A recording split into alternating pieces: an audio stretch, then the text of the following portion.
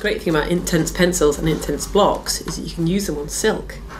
So some fantastic results. I'm just going to show you now how easy it is to do that. Okay, so silk painting with the Inktense range. Really, really easy, and you can get some great results from it. All we need to do to start off with is wet the silk. So what I've done first of all is I've put a bit of silk into a hoop, stretched it out so it's quite taut, just so you can keep it still basically whilst we're painting on it. And then I'm just going to wet the silk. I'm just going to put down a sort of wash background area, if you like, using the block. So I'm just going to wet that quite thoroughly all over.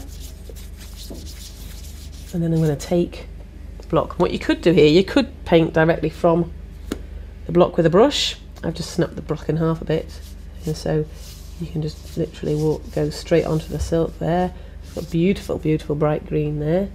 Could just leave it at that. If you want to, you can add a bit more water, make it a little bit more pale. And you just see how quick and easy that is to go in. If you're doing a big area, then the blocks are absolutely perfect for that. So that's a nice background colour put down. And then once that's dried, you can go on top of that with some pencil marks. Now you can see, as this is totally dry, that green is now permanent, so you can work on top of that quite easily. Just going to wet the silk again, but just a little bit lighter this time because we don't want it running everywhere. Right. And then we're going to use the pencils. That's probably wet enough for now. Oh. For flower's sake, we'll use a sort of reddy pink. And I'm just going to draw directly on the silk with the pencil. And you can see, because I haven't put too much water on, it keeps the line pretty well. Though if you want to, you can use gutter if you want to do a more delicate or intricate design, keeping the colours completely separate. But what I like about the pencils is I can go on here with the red, I can smudge it about a bit. I quite like the way it bleeds here and there, whereas a little bit more water on that petal or that one, I can then take another colour and start blending it in on top of each other.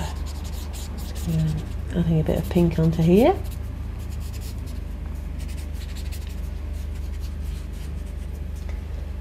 And maybe finish it off with a bit of yellow, so that all becomes more orangey in colour.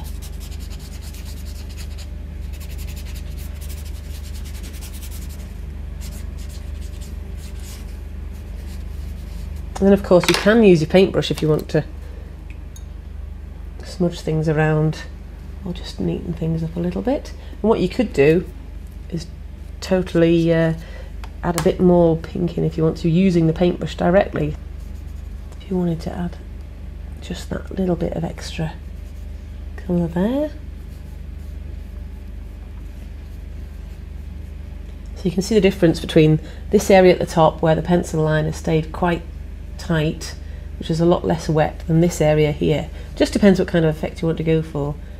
I kind of like that loose area down there.